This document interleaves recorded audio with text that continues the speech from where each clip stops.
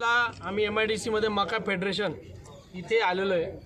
आता इथं काल 15 आणि 14 तारखेपासून ज्या लोकांना त्यांचा माल खरेदी करण्यासाठी जो मेसेज आलेला होता ते सर्व शेतकरी 15 तारखेपासून 14 तारखेपासून त्यांचे ट्रॅक्टर त्यांचं जे काही माल असेल तो त्यांच्या भाड्याचं ट्रॅक्टर असेल त्यांचं स्वतःचं ट्रॅक्टर असेल ते 15 तारखेपासून इथं आलेले आहेत आणि संबंधित फेडरेशननी आता त्यांना असं उत्तर दिलं। आजची तारीख 16 आणि वाजले 4:15। आता त्यांना असं उत्तर दिलं आलेलं आहे की तुमची डाटा एंट्री होणार नाही आणि आमचं शासनाचं टार्गेट होतं या महाविकास आघाडीचं सरकार ज्यांना पहिले माहिती होतं की या महाराष्ट्रामध्ये किती लोकांनी मका पेरणी केलेली आहे, पीक पाणी लागलेलं आहे, किती लोकांचा माल येणार आहे, सरासरी त्यांना उत्पन्न माहिती असताना सुद्धा त्यांनी आता सांगितलं की आमचं 4 लाख क्विंटल टार्गेट पूर्ण झालं आणि तुम्ही जे सर्व शेतकरी आहे ते तुम्ही घरी चालले जा, तुमचा माल घेऊन घरी चालले जा आणि आमचे आता डाटा एंट्री आमची आता होणार नाही।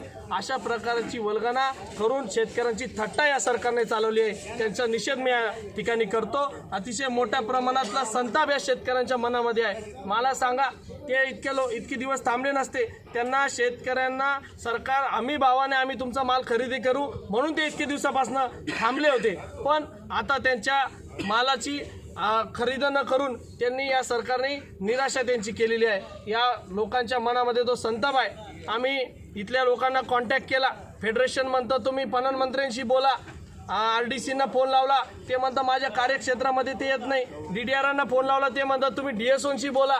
म्हणजे सरकारचे जे प्रतिनिधी आहेत, जे प्रशासन आहे त्यांनी आम्हाला उत्तर द्यायचं सोडून शेतकरी गोरगरीब शेतकऱ्यांच्या जीवावर जे लोक आज इथं पगार घेतात, जे सरकार इथं निवडून गेलेलं आहे, जे सरकारचे लोक तिथं आहेत ते आम्हाला असं उत्तर देतात की ते आमचं कार्यक्षेत्र नाही, ते आमचं काम नाही, तुम्ही यांच्याशी बोला, तुम्ही त्यांच्याशी बोला।